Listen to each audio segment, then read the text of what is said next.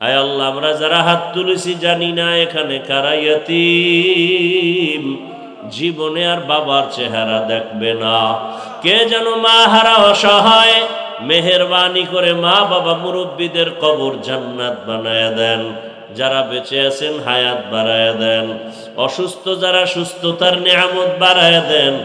আয় আল্লাহ, পরস্পরের রিয়া হাসাদ কিবির দূর করে ইখলাস ও তাকওয়া দান করেন। ইয়াসাল মুস্তাগীসিন হদিনা লফতিখারা বিল উলুমে ওয়াল গিনা, হর গরিদে নে কতু তৈয়ার হে, जो न मांगे उससे तू बेजार है।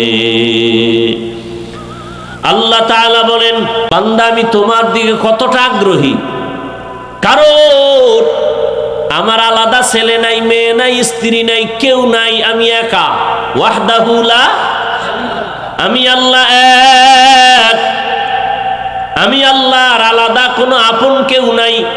জিনেরা আমার আপন না, নূরের তৈরি ফেরেশতা আপন না, একমাত্র গুনাহ করনেওয়ালা মাটির সৃষ্টির মানুষ আমার কাছে আপন। আমি আল্লাহ মানুষের বড় আদর করে বানাইলাম। আমি আল্লাহ পাক বান্দার দিয়ে নজর করে তাকায় থাকি, কখন বান্দা আমাকে আল্লাহ বলে ডাকবে। মাকে মা বলে ডাকো, বাবাকে বাবা বলে ডাকো, কোনো বাধা নাই। মাকে ডাক দাও 100 বার, বাবারে ডাকো 50 বার। মাঝে মাঝে 2-1 বার যদি আল্লাহ বলে ডাক দাও, আমি আল্লাহ তোর জীবনের সব গুনাহগুলো মাফ করে দিব। আল্লাহ তাআলাকে বেজার করা যাবে না। কেন? আল্লাহ পাক দয়াময়। আল্লাহ যে পরিমাণ দয়া মায়া আমাদের করেছেন, আমার মা আমার বাবা সে মায়া দয়া করে নাই। আল্লাহ বলেন, বান্দা তুই এত অন্যায় করছিস, অন্যায় যদি মা বাপ জানে কেউ ভালো জানবে না। আর আমি আল্লাহ বেজার না, বরং আমি আল্লাহ ডাকিয়ায় ফজরের হাজিরায় আসো। ফজরের হাজিরায় গিয়া যদি সেজদা দেও, জীবনের সব গুনাহ মাফ হয়ে যাবে। ফজরে আসো নাই, আমি আল্লাহ আবার জোহরে ডাক দেওয়ার ব্যবস্থা করলাম। মুয়াজ্জিন আবার ডাকে আসো, জোহরের হাজিরায় নাই।